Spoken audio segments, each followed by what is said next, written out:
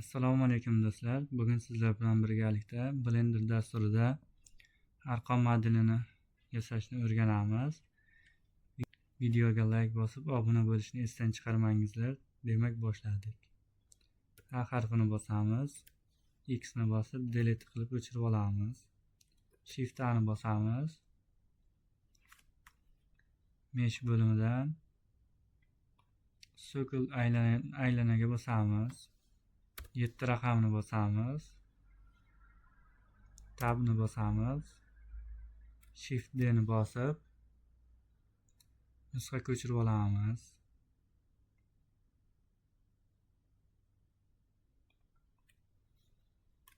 Shift D ni bosamiz.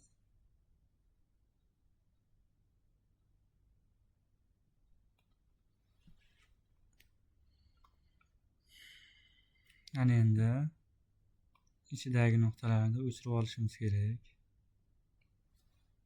X ni bosamiz, vertexga bosamiz. Mana keyin o'chdi. Ana endi nuqtalar belgilab, M harfini bosamiz. At centerga bosamiz. Mana keyin ulanadi nuqtalar. M harfini bosamiz.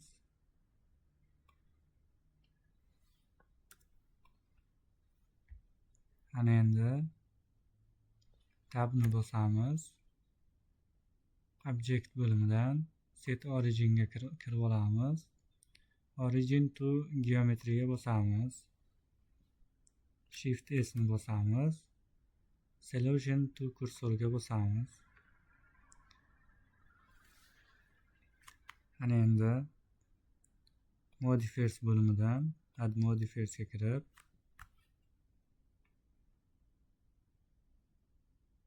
generate bo'limidan script ga bosamiz. Script 0 raqami turibdi. Shuni ko'paytirsak, mana ki arqonimiz paydo bo'ladi.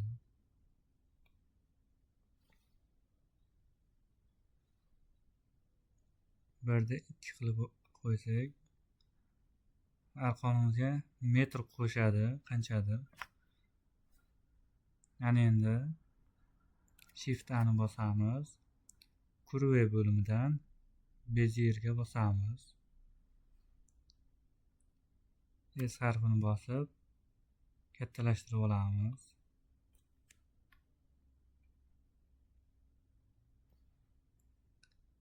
Tab ni bosamiz.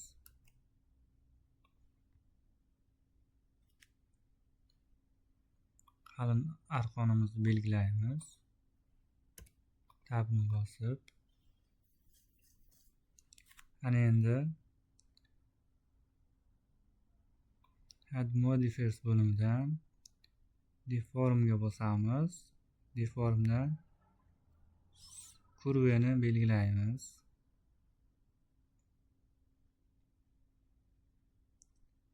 Bu ipimizni sal kattalashtirib olamiz. Tepadan mana shu circle'ga belgilaymiz. Ana endi mana bu curve bo'limidan qalamchaga bosib olamiz. Keyin ipni belgilaymiz. Ana endi bu X o'qini Z o'qi qilib olsak, arqonimiz yotgan holatda tasvirlanadi.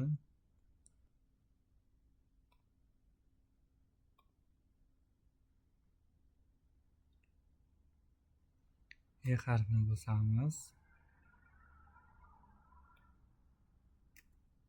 Arqonimizni uzunroq bo'lishi uchun ipni extrude qilib ko'paytirib olamiz.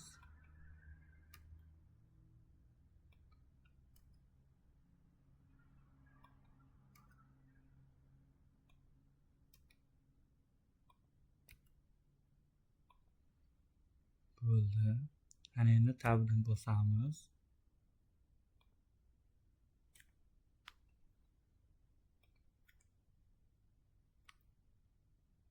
Ana endi bu 2 raqamini ko'paytiramiz.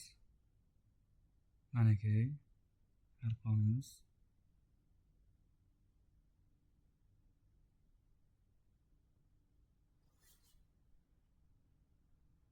Arqonimiz tayyor.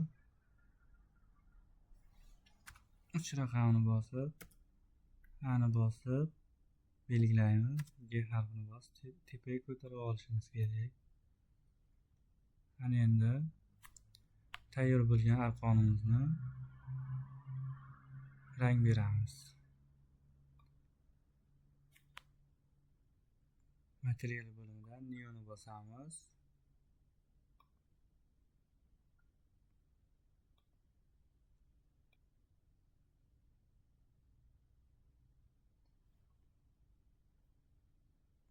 Manaki